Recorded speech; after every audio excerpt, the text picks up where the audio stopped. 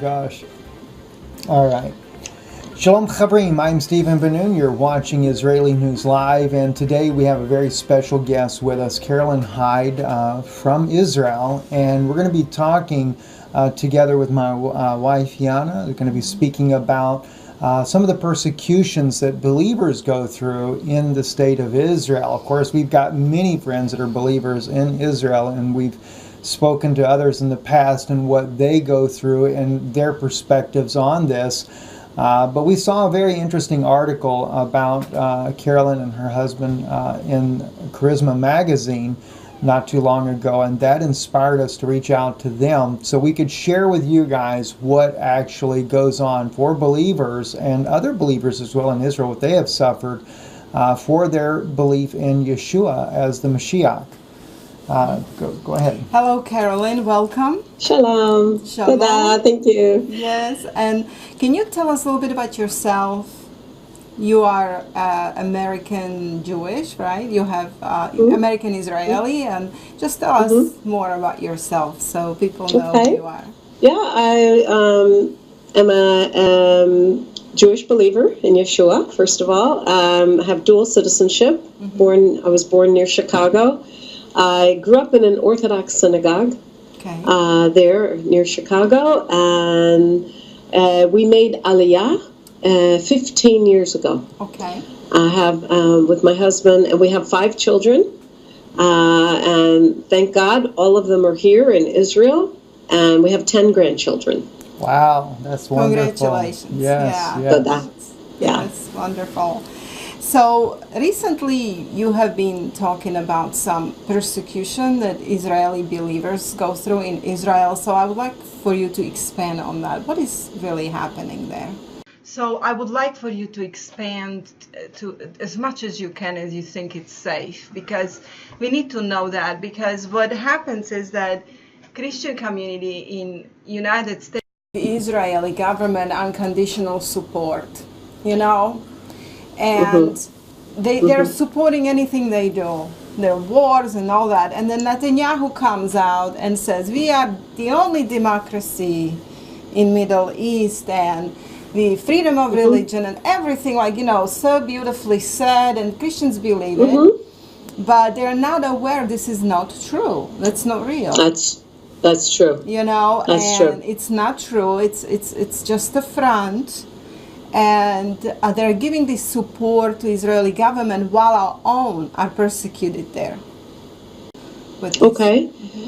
Well, when we first made Aliyah, I got, of course, citizenship, everything, all the benefits and everything, because I had all the documents. All 4 of my grandparents were Orthodox Jews, and I had all the documentation, so no problem. Got citizenship, and now, and of course, I got an Israeli passport. So after 7 years, you have to go in and get a new passport, like for 10 years, a 10-year passport. So I went in, and they said, no, we're not giving you a passport. We're not renewing it. Wow. And what was the reason? And, well, they were saying, because actually, this is the funny thing. They actually never gave me a reason. They never. I mean, I knew pretty much why, but they never really did give me a reason. They just didn't want to. So then I called our lawyer, Caleb Myers, from the Jerusalem Institute of Justice, and he gave me a number to call, and within a week, I got a phone call from the Misrad Panim, the Ministry of Interior. Oh, you can come in, your passport's ready. Oh, wow. So I went in, and when I got there, they said, no, we're not giving you your passport. Wow. And I was like, what kind of game is this? Because at that time, both my sons were serving in the IDF, and, they each did 3 years each in the Army. And so I said, well, what is this? And they said, well, you have to have an interview. Okay. So they took me back in this room, and the lady was, sitting across from me like I'm sitting across from you, and she was asking me questions from a paper to her side and then typing the answers in. And so I got up and looked over the desk to see, what was this paper, and I could read it upside down, the headline on the paper said Yad Lachem. Oh, wow. And that's a violent group that absolutely hates pretty much everyone, but especially Jewish believers in Yeshua. Okay. So so I told her, because I knew this, there was a recent ruling in Israel back in that time. I told her, this is against the law. Right. You're not allowed to ask questions or receive information from a non-governmental source and use that and hold that against me as a citizen. Right. And she kind of blushed. She realized I was right, and the interview ended. And so then they just gave me a sticker for 1 year. Oh. So for the next 7 years, every year I had to go back to the Misrata Panim and renew my sticker. And it's kind of a hassle, but, I thought, okay, it's not a big deal. I guess I can live with this. And so last year, though, and not last year, it was in January, because we were about to take a trip in February to Guatemala and to Central America. And so I went in to get my usual sticker, and they said, no, we're not giving you anything. So not even a sticker. So how can they get away with it if, on one hand, the civil law, right, in Israel, says that it belongs to you because you are a citizen of Israel? I was already a citizen for 14 and a half years. Exactly. And so how can they told me that they were not going to give it, and that they were going to try to remove my citizenship. And now I already knew about the case of our son, Ariel. Perhaps you've seen what he's done. He heads up a site called Medabrim, which means people are saying or people are speaking. It's a site on Facebook, and on that site are videos on social media. One that's quite well known, it's Yeshayahu Nun Gimel, it's Isaiah 53, the forbidden chapter. And a lot of people have seen that. In fact, over 7 million people have seen it. But what's really exciting is over 1 million Israelis have seen it. That is exciting. And so it's caused quite a stir here, and people are posting it on each other's websites and on each other's. It's just gotten around. Right. And because of that, also, how it is on Facebook, you can make comments. So, of course, we've gotten our share of curses, typical, but we've also gotten a lot of people who write in and say, hey, I want to know more. That is amazing. That is wonderful. That is amazing. And yeah, it really is. And so both of our sons have been working on this, and we actually hired a number of other Israelis. We've got 5 people who are working full-time on this now, answering questions, meeting people, just, as people have questions, like, how can we help? So what happened to your son with this? Did anything happen to him? Well, yes. Actually, it started with Ariel. Okay. He's the real troublemaker. Yeah. Our older son. No, he's not a troublemaker. He's got a beautiful name. My daughter is Ariel. I just had to say that. Yeah, it's a good name. Well, he really is a lion of God. Yes. So his wife, Shayla, who is not Jewish, when you get married to somebody, if you're not Jewish, but you're married to a Jewish Israeli, like our son, within a very short time, you should get a work visa. You don't get citizenship right away, but, you get health insurance, you get, a lot of rights. You should get a teratzut after a short time, an identity card. And they gave her nothing. Wow. And it's already been over 8 years. Where is she from? She's American. Mm-hmm. Yeah, that's the thing that we're seeing. That's been a court battle. Right, we're seeing this more and more and more. Yeah. And she couldn't leave the country. I mean, her sister got married. She couldn't go to the wedding. One of even her brother. No, she was able to go to that because that just happened recently. But one of her grandparents passed away. She couldn't. If she left the country during this time, a certain time frame, she wouldn't be able to get back in. And actually, what they said to Shayla last year, I think it was, they said, you have until June, and then you have to leave the country. And they had 3 kids at the time. She just gave birth to their 4th kid. So, like, they're trying to separate families? That's something. That is. And that happens only to believers in Yeshua, right? Yes. Because does it happen to atheists or any other faith in Israel? No.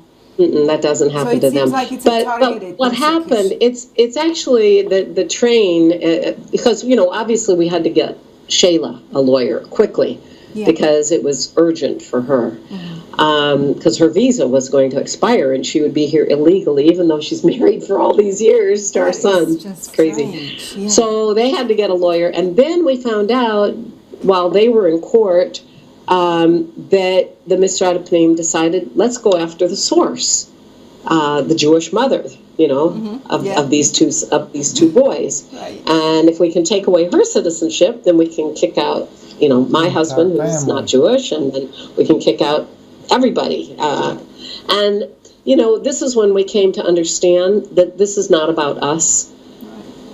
It's about the body of Messiah here in Israel, because if they could get a precedent-setting case like this of somebody here for all those years who both sons served faithfully in the IDF and removed their citizenship. And just on a side note, there was a case not too long ago of some terrorist who committed a brutal act, just horrific, an Arab Israeli, but an Israeli citizen who did this act of terror. And in his court case, the other side put it forth that we should remove his citizenship. Right. He was born here, but, and they said it's horrible what he did. And the judge said no. He said no to the that this is only reserved for the worst of the worst cases, which is the believers of the Messiah. Well, here's the thing, though, and I can tell you why. I can tell you why. This is where the political side of this is getting really, really bad, because in Judaism, it is believed and it is shared with the Orthodox community that a Muslim, any Arab that is a Muslim, that they believe that they are not violating the law of idolatry from a Noahide standpoint, and that is Noahide, which is Talmudic, and So because that's a real injustice to tell the wife of an Israeli that when they've already had 3 kids that you have to leave and never come back. Right. So that happened to his Gentile wife. That's just wrong. That's that's evil. That's separating families. Yes, and that should never happen. So that happened because he runs that Facebook where he defends Yeshua, and they know about, obviously everything goes through control. Oh, he's very clearly on this video on Isaiah 53. I think part of the reason we got targeted for that is because Facebook goes everywhere, but there are 2 laws in Israel about evangelism. Okay. And one is that you cannot share Messiah with someone under the age of 18 unless you're under 18. And the other one is I can't give you money or something and then say, here, let me tell you about Yeshua. Okay. And we understand that and we respect those laws. We are, as Israeli citizens, we obey the laws of the land. Do you have a passport? Are you able to? Well, let me tell you what happened, because this is where God stepped in. So, as I mentioned, in February, we were about to make a trip to Central America, and we do a lot of Hasbara. We speak on behalf of Israel. It's like Hasbara is public relations on behalf of Israel. We do this in churches. We invite tour groups into our home here in the Galilee, and we tell people good things about Israel. We want people, we're trying to raise up informed intercessors for Israel. That's our hope. Because we have enough enemies, so we need some friends. So we're making this trip. I went in, they wouldn't give me the sticker. And so then they said they wanted to interview me, which, was from way back, again. I know. And this time they said they wanted to interview not only me, but my husband and our youngest daughter. And it was like, why are you getting her involved? And so we called our lawyer. We had a different lawyer this time for this particular season because Karen Davis, a friend she's a worship leader from Keilat Carmel, she told me she had a similar problem and she used this lawyer. So, so he jumped in the car from Haifa. He came. We went to the interview. After the interview, the lawyer said, you might want to consider packing your bags and leaving. Wow. And I thought, now, if you knew our Aliyah story, and maybe if we have time, I'll share that with you, there's no way.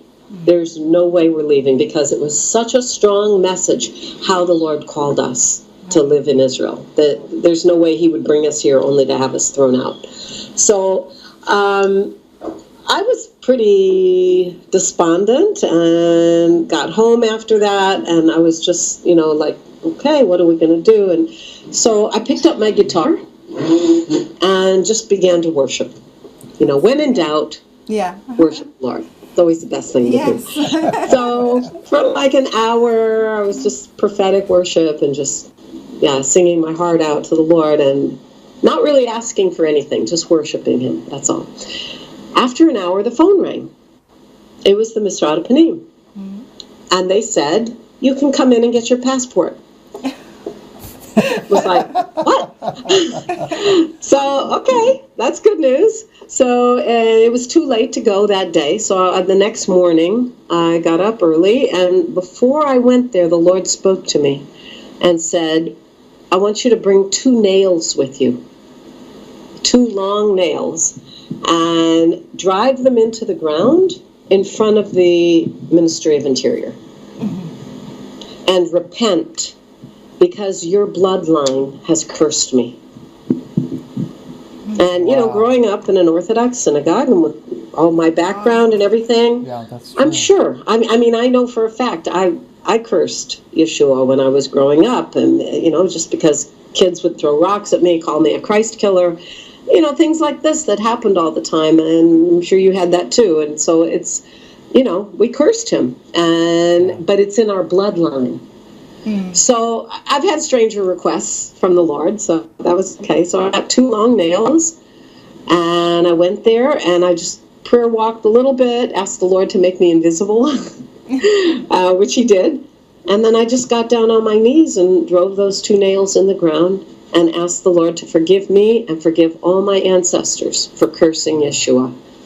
And then I walked right in there and got my passport. And then right before we left for Central America, we put out a newsletter and explained what happened. And while we were gone, I don't know if it's because of this act, but while we were gone, I heard from several friends that at Christ Church in Jerusalem, there was a meeting of Messianic leaders from all over Israel who got together and did the same thing. Wow, they repented for their bloodlines cursing Yeshua. That is amazing. And so, how God gives the same brilliant idea to different people at the same time. So I don't know who it came from. Doesn't matter. It's the right thing to do. Because this is the kind of thing that moves heaven and earth. Yes, exactly. Yeah. That's beautiful. Very beautiful. That speaks to my heart so heavily. It really does. I can't tell you how much. I mean, I'm just in my heart just... Yeah. Because our desire is that Israel wakes up to who their Messiah is. And we know not all of them will, but there is a remnant there. That the Lord has a remnant in Israel. And we are to speak to them about Yeshua. There are some pastors that say, don't talk about Jesus to Jews. And we are against that. Because they need to hear about who their who their Messiah is, who Yeshua is. But they need to do it with sensitivity. Yes. And there needs to be a little bit of training so that, because, there are people who come here and think they're going to get all Israel saved, and they start preaching, a Gentile Jesus, pretty much. And so there's a little teaching. I mean, there's ignorance on both sides. We all have our blind spots. But, if people always talk about the blinders on the Jewish people, but, the church has plenty of blinders too. And I think that's the biggest problem, is that the church took the Jewish Jesus and Yeshua and blonde hair on him, gave him blue eyes, and, he speaks King James English. And we Israelis are looking at this going, and that's supposed to be our Messiah? He doesn't even speak Hebrew? And, who is this guy? So it's a problem on both sides. But thank God the blinders are coming off. And, people often ask me, so how do I share Messiah? Christians will ask when we have groups in our home. And I always tell them, well, what does the scripture say? Provoke us to jealousy. Yes. The church has done plenty of provoking, not to jealousy, though. That's right. That's right. To wrath, to anger. But provoke us to jealousy. And when you, celebrate Shabbat, or you do a Passover, or you come to Israel. That's a good advice. I think in reality, too, when we talk about provoking the Jewish people to jealousy, it's when you live that life for the Moshiach, when you live that life for Him, and then He is blessing His people. It doesn't take the words, it's the actions and the response of God Himself coming down and blessing those people. The Israeli people see that, they know it. But as you also mentioned too, there's a blinder upon many of the Gentiles, and I've used that analogy, the very words of Yeshua, very frequently here recently when he says, if the blind lead the blind, don't they both fall in the ditch? Yeah.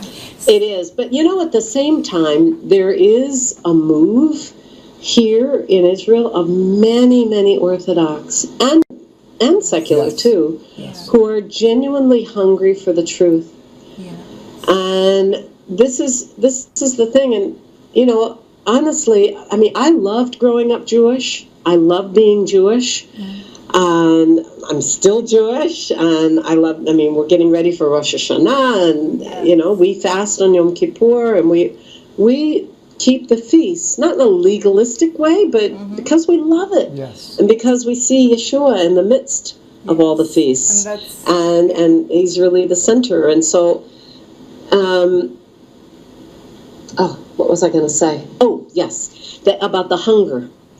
And like one time, I was taking a worship watch at, Sukkot Hallel in Jerusalem with Rick and Patty Ridings, really good people. And I had the shift from 10 p.m. to midnight. So about halfway through the shift, a young man walked in, and clearly ultra-Orthodox, Dati to the max. And, of course, the first thought that came to me was, oh, no, not another Gentile who's trying to be an Orthodox Jew. But he sat in the back, and I could just tell from, I kept peeking over at him. I could just tell, no, I think he's the real thing. But, I continued my worship watch, and right at midnight when I was finished, I went straight back to him and asked him, Miata, who are you? And he began to explain, his father is the chief rabbi of one of the biggest yeshivot in Jerusalem. And he had a vision of Yeshua. Wow. And he came to faith. That is amazing. And he would come out at night, just like Nicodemus, to worship and pray. And there are a lot of reports of things like this happening. There are many, many secret believers here in Israel. Carolyn, it's not only Jews, it's also Muslims. They have this kind of experiences. Oh, absolutely. Muslims do too. Yeah, Muslims, yes. Because I was reading a lot of Muslims coming to Christ. And one Messianic group in Israel is going frequently to Gaza, and they're saying in Gaza a lot of Muslims are coming to Christ. Yes. And so in the midst of all these turmoil that's happening there, political turmoil, which we don't agree with politics that are led there and all that, but among all of that, the Spirit of God is really working. And this is what brings us joy, because what's really interesting is that you go through persecution like this that you describe, but you have a joy. You have a joy. I can see it on your face. I'm not worried about it. I mean, in the midst of the court case, recently my husband was asking our son, so are you worried about this? And Ariel said, no, not really. I mean, we live here, and so this is like, nobody is telling us to go anywhere, to leave.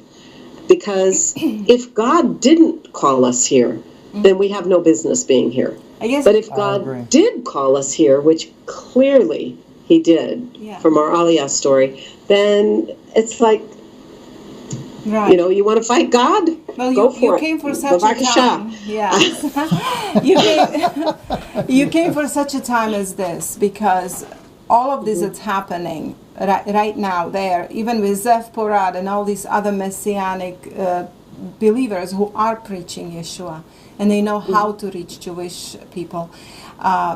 Really, a lot of them are coming to Messiah. But can you tell me some other stories of persecution? You mentioned some other Jewish believer that her store was closed. And can you just tell us a little more things that are happening there, which are, according to civil law, illegal? But it seems like the chief rabbinate of Israel in the Knesset has a lot of power. And it seems like a church and state is combined there in a law. Is that true? They work together. I think it's more complicated than that. In Israel, everything is always more complicated than just, you know, it's this way, and that's it. There's always little factors. The political entity that is over the Misrat Panim, the Ministry of Interior, is the Shas party. And they are ultra-Orthodox Jews who absolutely hate followers of Yeshua, and they also hate Christians. And the head of the Misrat Panim is a man named Aryeh Deri. Now, I don't tell you this to get people to hate him. Please don't hate him. Please pray for this man. Yeah. And his wife Yafa and their 9 children. And we pray for him. And so he is a convicted criminal. He was the head of Shas Party. He was the head of the Ministry of Interior. He was convicted of crimes. He served time for what he did, and as soon as he got back out, he was reinstalled as the head of Shas and the head of the Ministry of Interior. Wow. So that's who's ruling this, is a convicted criminal, which I don't think is right, but okay, that's what's my opinion. But let me give you an example of how the Ministry of Interior thinks. They believe they're above the law.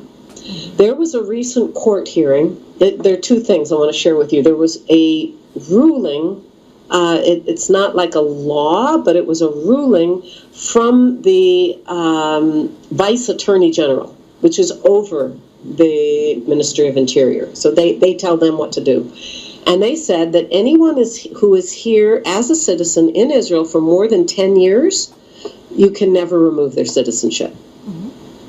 So even during our son's time in court with his wife, the lawyer mentioned this to the judge and the attorney for the Ministry of Interior. And both the judge and the Ministry of Interior lawyer said, no, we never heard of that before. Where is that written? So their lawyer had to read the whole ruling. They're not informed of things that are going on in the background. Another example, there was a recent ruling that actually a lot of people thought this was us, because we got a lot of calls afterwards and saying, you know, congratulations. And it was like, what? Nothing happened. And then we found out what happened. It was a similar case as ours. It was, you know, a Jewish mother and, of course, her Jewish son. They came from, I think, Ukraine or Russia. And the son married a Gentile, and they wouldn't give his wife citizenship, and they were trying to make her leave. And again, they're breaking up families. That's just evil. We should never break up families. So they went to court, and they won. And the court said to the Ministry of Interior, you need to pay this family 8,000 shekels, which is like nothing compared to all their legal fees, and you need to give this man's wife citizenship. And the Ministry of Interior said, no. Something that Christian community needs to be aware of, because as I mentioned to you before, Bibi Netanyahu is getting unconditional support of Christian community, and he is giving an impression that everything is just happy in Israel. Everything is perfect, and that the freedom of religion is there, and it's a perfect democracy, the only democracy in the Middle East. And they are not aware of what is happening to our own, to the believers. So this is very important. Maybe some pressure can be put on Bibi Netanyahu to ease lives of our own. I mean, Christians are supporting Israel on every front you can imagine, and they're getting this great support. So why are we not speaking up for our own, you know? And like you mentioned, if it's the Shas party that is part of the coalition of the Likud party that is causing those issues, still we have to address it. One thing I do in the biblical teaching side is I try to tell my Orthodox brothers and sisters out there is that we have to remember, as you said, the right of return. And the house of Israel still has to come home. And most of the house of Israel is of different faiths. Who knows what all? I mean, probably many Christians. There are probably many, they may be Muslim, whatever the case may be. But if they're returning home, we should not have to go under the mandate of Judaism in order to be able to return home. That doesn't fulfill prophecy at all. Right. You know how under the new national law, they describe the Jewishness, the expression of the Jewishness only, but it's actually only the Orthodox. You have to be the Orthodox Jew. That's when you have rights in Israel. So that's why the Jewish people who are believers in Yeshua, they're in danger with that kind of description of the law, because but you know what? Even because of this kind of mentality on the part of the ultra-Orthodox Jews, I'm talking about the radical ones who are a minority, but they are extremely vocal. Right. They are even telling Reform Jews that they're not Jews. Yes, and Karaite Jews, you know? And Karaite Jews, because Karaite Jews, they don't agree with Talmud. They don't agree. Craziness. They don't agree with Talmud. They just want the, the Hebrew scriptures. Yeah. So, well, very good, sister. But thank you for letting us know of what's going on in Israel and making the situation a little bit more real for us, because that's what we need to know, the experiences of believers in Israel. That's how we get the true information of what they are really going through, not only through articles that we read, but we want to talk to a lot of you guys. And I hope that we will go to Israel soon and we can meet one-on-one together. Oh, come. And you're welcome in our home. We are in the Galilee. We have a beautiful view of the Kinneret, the Sea of Galilee, right out our window.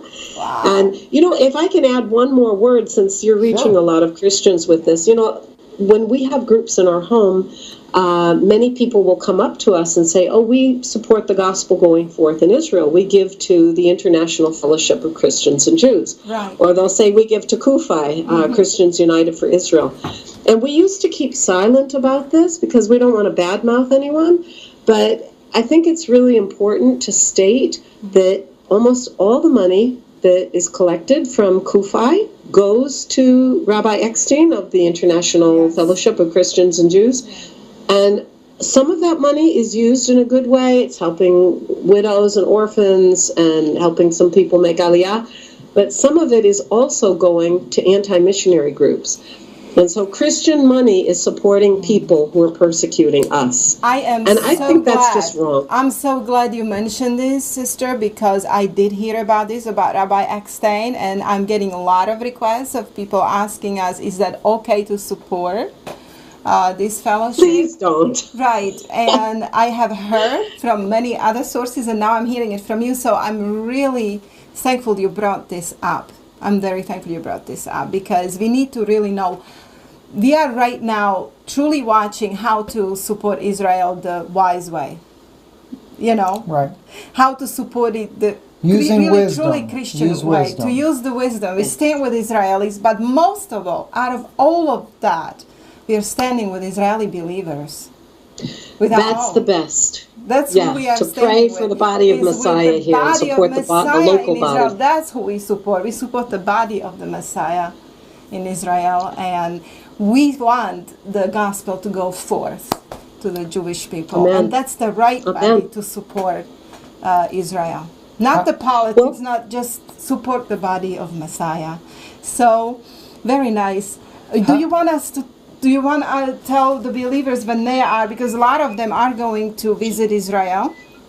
So maybe you want them to find you and visit you? Oh, that would be wonderful. Yeah, they could. Actually, you can visit our website. There we go. It's heartofgod.org.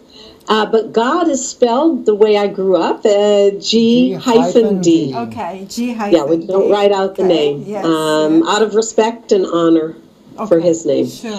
And so it's heartofgod.org. And we'd love it. We love hosting groups in our home for an evening of worship. And then we serve dinner up on our merpeset. We have one of those flat roofs that overlooks the Sea of Galilee and the Golan and the Jordan Valley. Wow. Beautiful, absolutely beautiful. Yes. And that's our hope, is to raise up informed intercessors for Israel. Sure. It was God's idea, by the way. It wasn't mine. Yes. I believe it. All right. Shalom Chavrim, thank you for watching, and we trust this has been a blessing to you guys out there as well. And of course, Heart of God, G-D.org. Visit their website. I know it'll be a blessing to you, and it's been a blessing for us having Sister Carolyn Hyde on with us today here on Israeli News Live. Shalom, shalom. Shalom.